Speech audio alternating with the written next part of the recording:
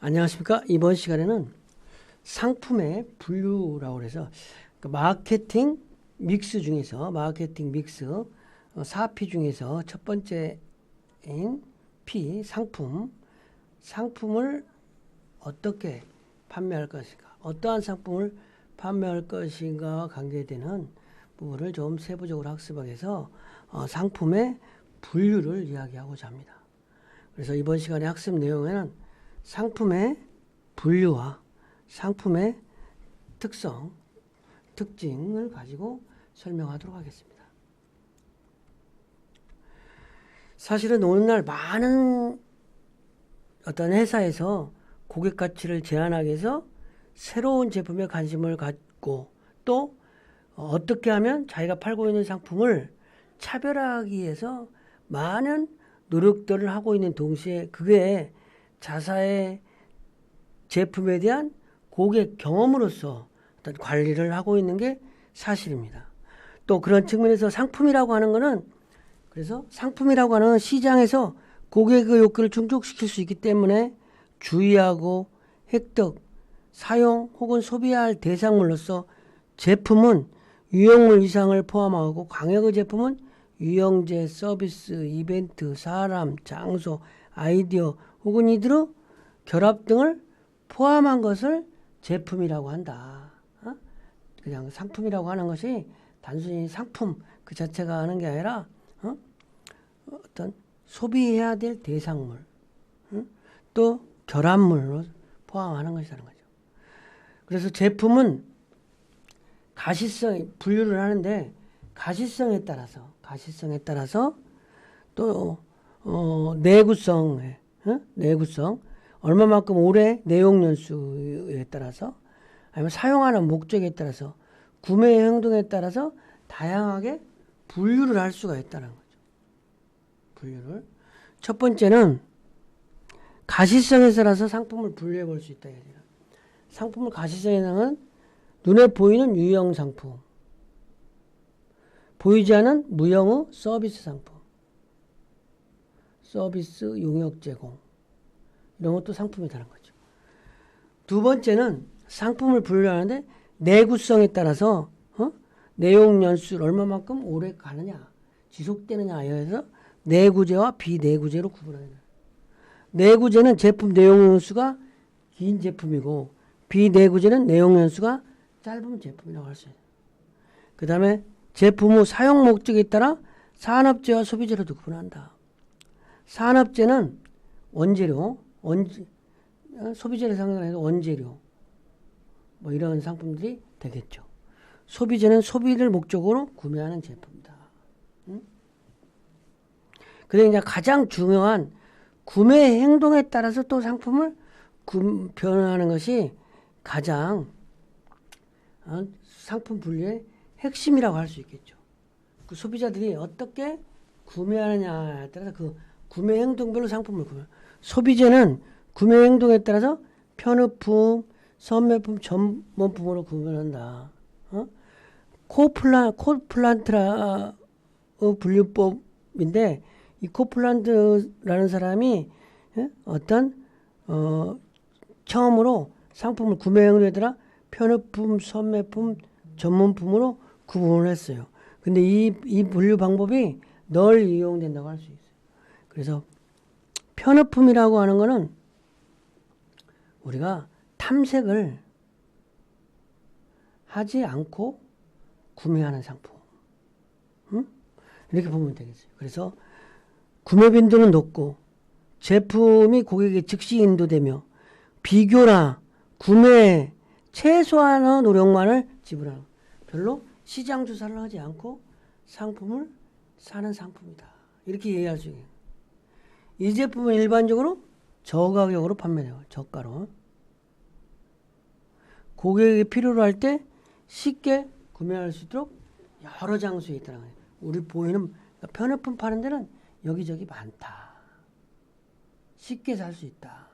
이런 부분이 편의품이라고 해요. 선매품이다. 선매품은 탐색을 하면서 선호가 결정된다. 시장 조사를 통해서 사고자 하는 상품을 결정한다. 이렇게 해도 무방합니다.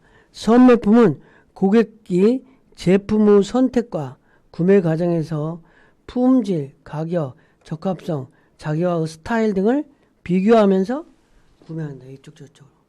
일반적으로 고객은 구매를 위해 상당한 노력과 시간을 투입해서 어떤 상품을 사야 될지 혼수품, 혼수장만, 응? 응? 혼수장만 이런 부분이 어떤 선매품.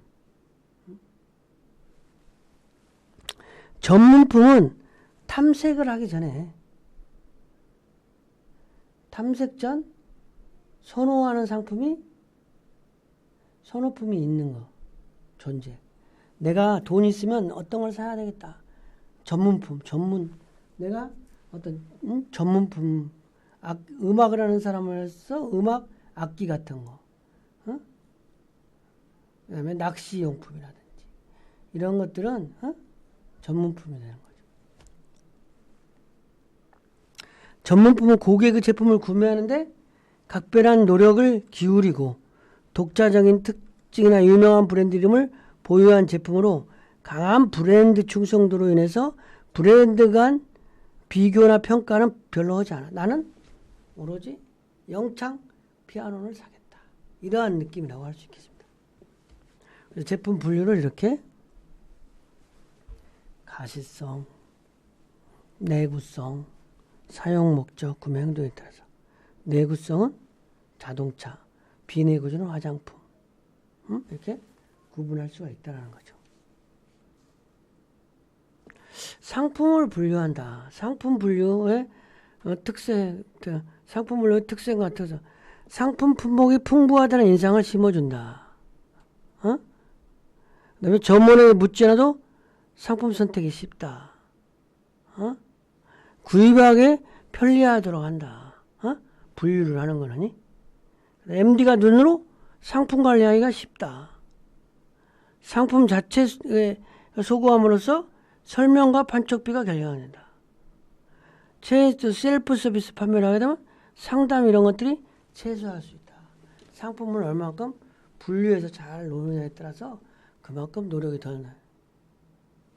이거는 이제 상품마다 바코드가 있다는 거예요. 이렇게 심벌 바코드가 있는데 880 이건 국산 제품이랑 한국, 이거 9123 거래처 번호, 제조업체 코드, 국가, 상품 품목, 체크 디지트, 체크한.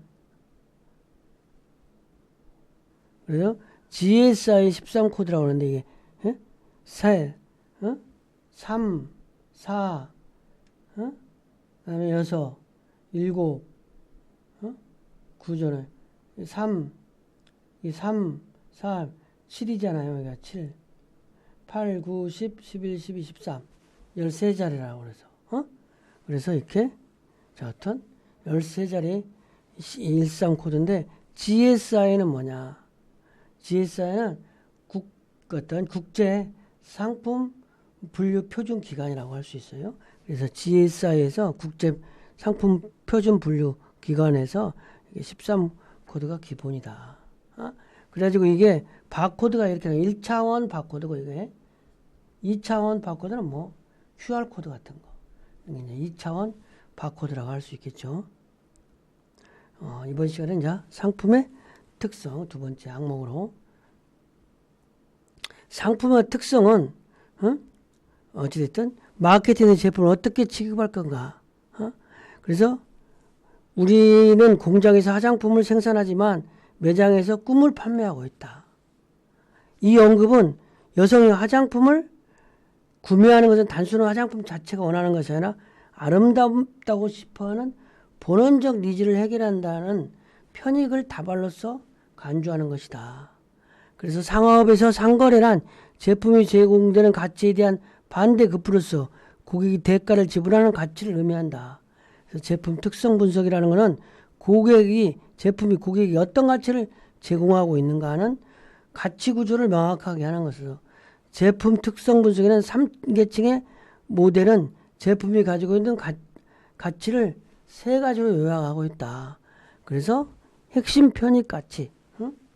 가치는 실제 제품, 확장 제품, 그러한 가치가 있다는 거예요. 제품에는 이렇게 가치가. 핵심 편익은 고객이 대가를 지불해 구매하는 제품에 고객에 제공하는 핵심적인 편익으로서, 실제 편익은 어떤 핵심 편익을 보다 확대한 개념으로 핵심 편익을 실현하기 위해서 실제적으로 제품을 포함시키는 요소. 확장 제품은 부가적인 요소를 포함한 개념이다. 그래서 핵심 편익, 실제 편익, 확장 편익. 어떤 상품의 핵심 편익은 어떤 핵심 편익 서비스. 실제 제품은 품질, 기능, 색상, 디자인, 포장, 상표. 확장 제품은 보증기간, 배송, AS, 설치, 신용 판매. 이런 것이 하나의 제품의 어떤 구성인데, 특성인데, 핵심 편익이다, 실제 제품이다, 확장 제품이다, 이렇게 구분해 볼 수 있다는 거죠. 지금까지 내용을 좀 제품의 분류, 제품의 특성, 제품의 분류와 또 특성. 제품의 특성은 바로 얘기한 대로 여기 핵심 편익, 실제 제품, 확장 제품이라고 하는 부분이고, 제품의 분류는 여러 가지 방법 분류 기준에서 가시성에 의해서, 내구성에 의해서, 사용 목적에 있어서, 구매 행동에 따라서 상품의 분류가 여러 가지를 한다. 근데 우리는 코플란드에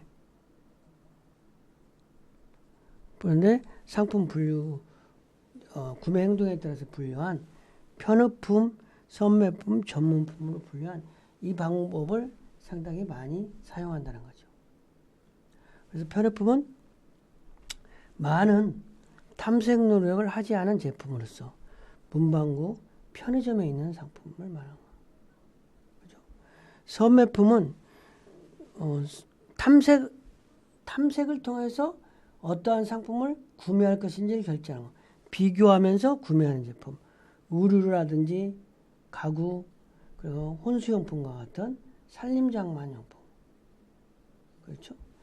그 다음에 전문품은 브랜드가 충성도가 높은데 고급 카메라라든지 악기라든지 전문가, 산악용품이라니. 이러한 것들이 어떤 전문품이라고 할 수 있겠습니다. 이번 시간 강의를 마치겠습니다. 수고하셨습니다.